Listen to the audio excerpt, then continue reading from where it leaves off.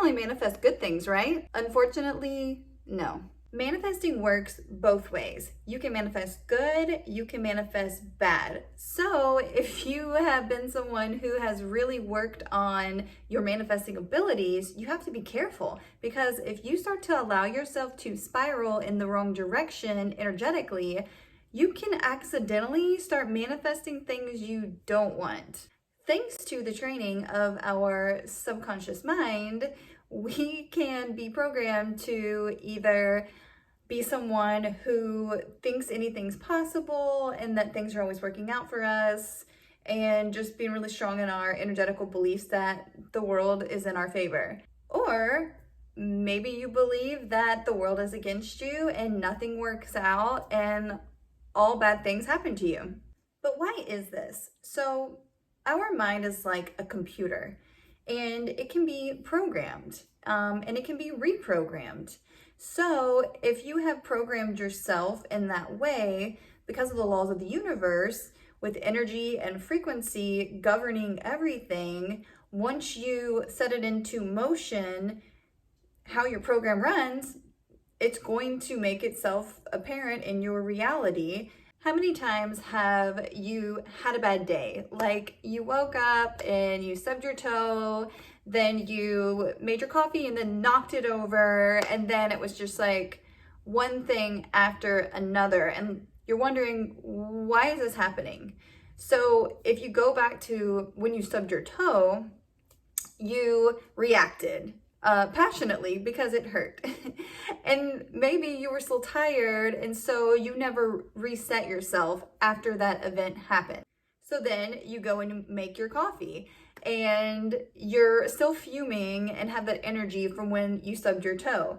So you knock your coffee over, and then you take your energy way up because now you're mad.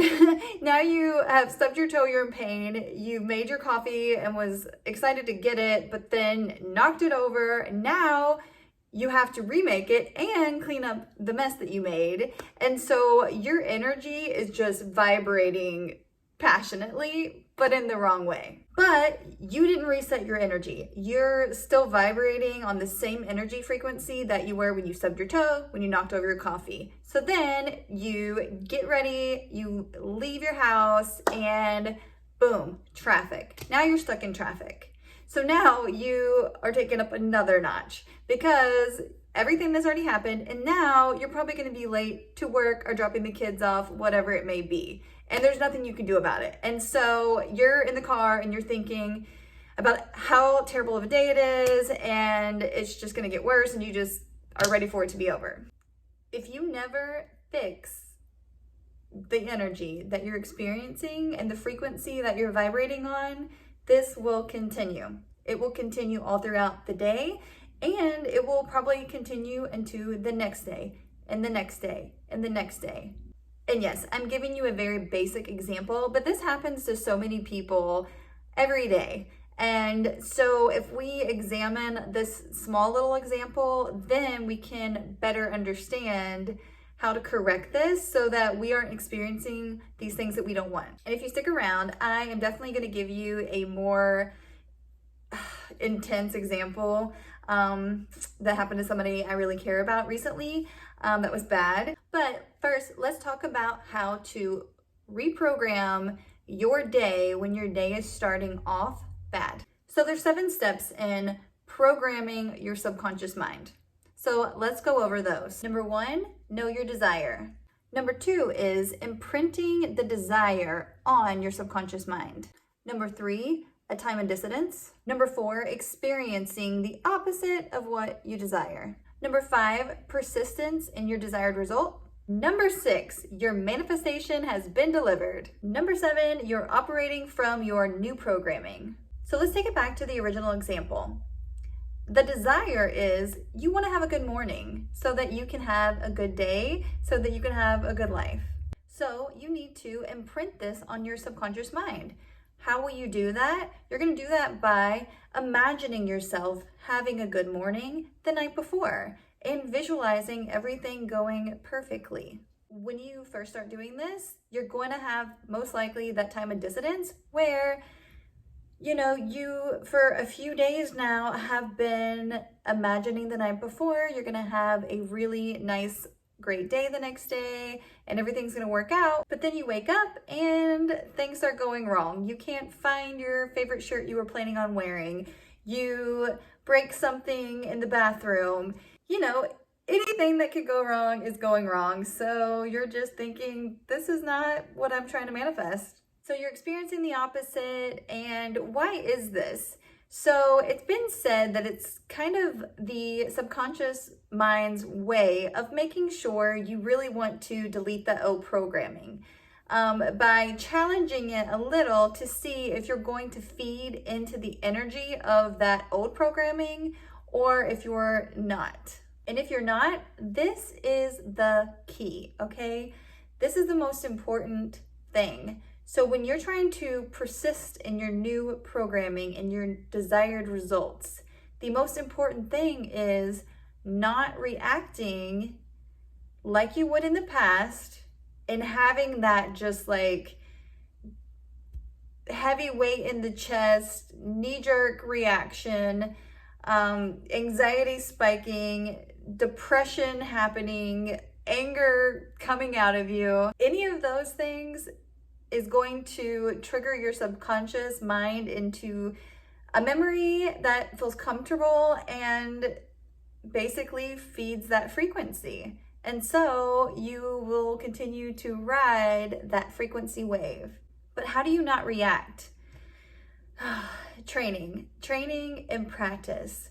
And it will happen if you continue to practice. So when something bad happens, and you can become aware of your immediate reaction and stop it, this is the key. So you're stopping your thoughts on if this is bad or if this is good. You are just being the observer. You are just being aware that you don't like the feeling of what is happening, but you're not going to feed it. I've been working really hard on this, and there are a few things that I do that seem to help. So obviously there are mantras. One of them is a mantra just saying to myself, everything is always working out perfectly for me. Everything is always working out in my favor. And everything is always working out in perfect timing. The next one is I have a couple different breathing exercises I like to do depending on if I have privacy or not. If I do have privacy, I will do alternate nostril breathing. If you don't know what that is, definitely look it up, but it's basically where you plug your nose and you'll breathe through one side, plug, breathe out the other, breathe back in this side, plug, and then breathe out the other. That was probably a terrible description of that, but it actually balances the hemispheres in your brain, and it feels really good when you do that. If I don't really have any privacy, then I will just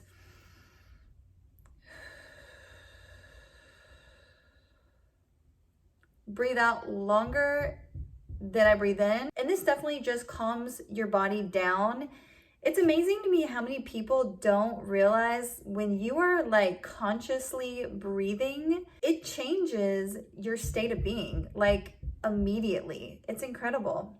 And then the last one is kind of a newer one that I've been doing, but I really like it and it helps so much. Again, this one might depend on if you have privacy or not, because you might feel a little awkward doing it. But it's basically humming. So definitely look that up. I might do a video on that, like a short one, just reviewing what humming does for your brain. But yeah, so you would just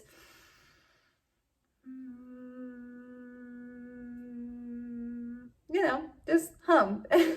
And that helps immediately change your state of being. So when you're able to practice awareness and catch yourself when you would normally react in a negative way or an undesirable way, then you'll notice your manifestations will start to more easily show up and appear, and then you'll just start feeling like everything's just flowing because now you're in your new programming and life just is seeming easier. Now, if you stuck around and you wanted to hear the example I was referring to earlier, Here it is. So I had a family member who lives in the Midwest, and they were going to be having bad weather, snow and ice. She was really concerned about this. She kept talking about it. She kept telling me that she hopes they cancel work because she doesn't want to drive on the roads, and she didn't want to get in a car wreck because she loves her brand new car. And she just kept freaking out about it and really feeding the anxiety of if she was going to have to drive on the roads, and if she was going to have to go to work, and if they didn't cancel work. And she just kept on and on and on and on and on, and kept talking about what she did not want to happen. So unfortunately, they did cancel work one day, which was good, but the next morning, I don't think they did. And she was on the fence of going, but needed to work. So she decided to head out to work. And once she got on the expressways, she realized that the roads were super bad still.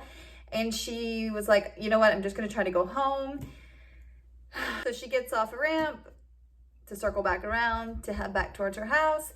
And the ramp was really icy, and she ended up slipping on black ice, and it sent her head on into the median wall.